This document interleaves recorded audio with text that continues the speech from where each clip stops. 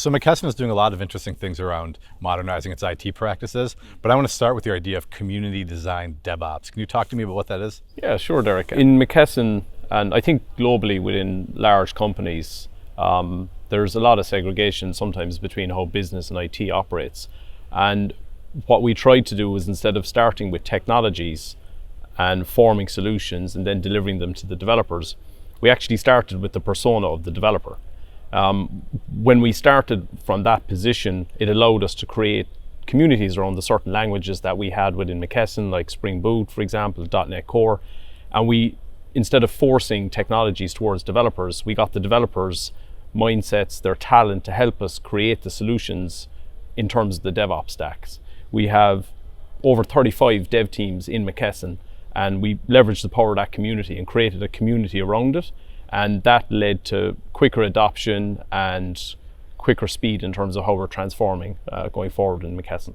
All right. And what kind of benefits have you seen from this approach in terms of cost savings, but also in terms of time and speed? Oh, absolutely. I mean, one of the biggest benefits was on avoided cost, right? So if every team, for me, siloed innovation is not innovation. Like, community-driven innovation is much more an effective way of transforming. We saw a benefit around an avoided cost of up to $350,000 per dev team.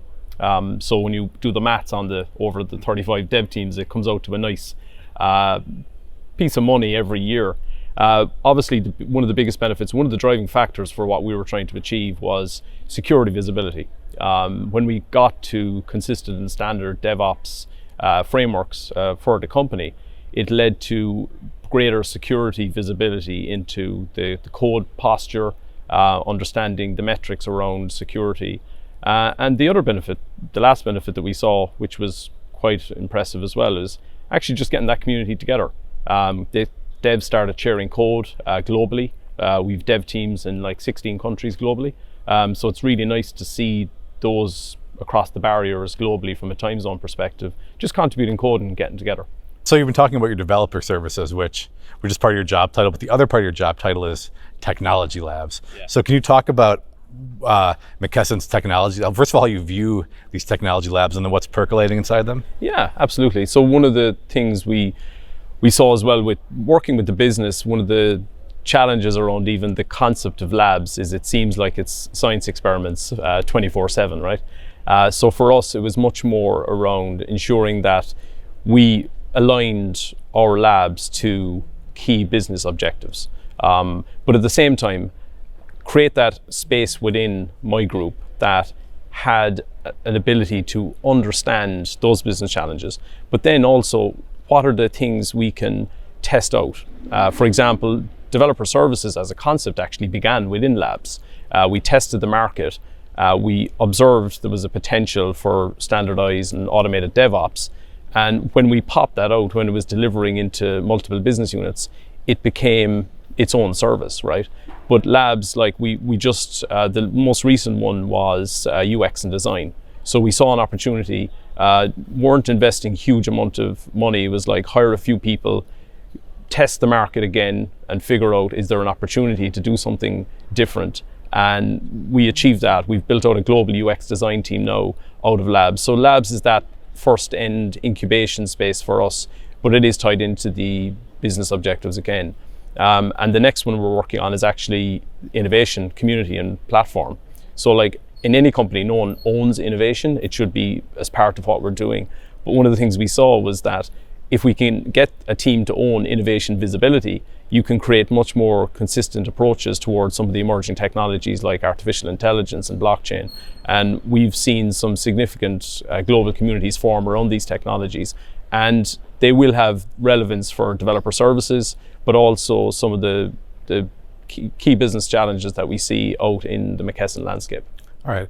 So when you talk about business challenges, how difficult, or how do you make that adjustment from measuring uptime and reliability and kind of, technology metrics versus, measuring more of these kind of maybe softer things? It's a great question. I mean, one of the things for me is metrics needs to be involved in everything. When we began developer services, we kicked it off with a survey, created data to define what products we even needed to build.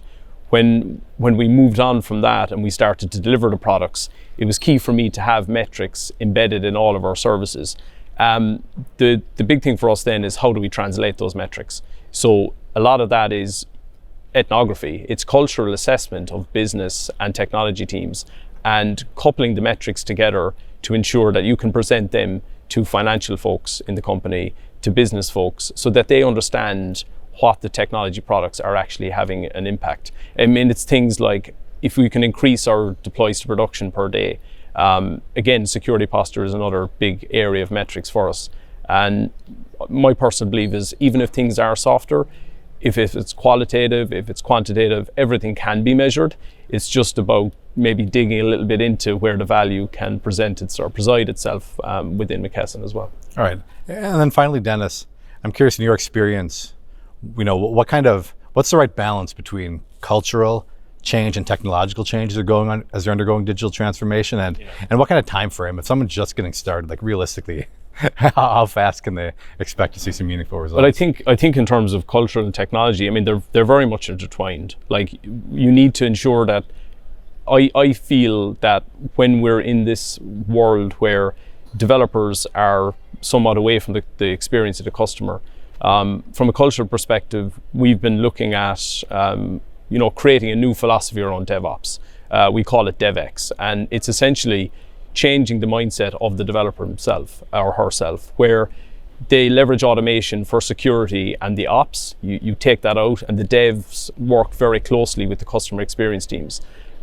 We've seen that to be sort of transformational from both the developer's perspective in terms of protecting their future careers, but then businesses understand the role of a developer in creating new business value for our endpoint customers as well. So you'll always have that situation where sometimes stuff is like longer term, but personally I don't believe in like end state. You're always evolving, and we've done very effective agile models globally with the technology and business teams so that we see the value incrementally as in the last number of years, and we're accelerating that as well with some of the key partnerships that we're continuing to develop. And that is one of the big things for me as well, as we go forward with partners. How do we pair up on roadmaps to ensure that we're not doing things that our partners are going to solve for us? And it's that combination that is going to lead to significant success for what we're trying to achieve. All right, thanks.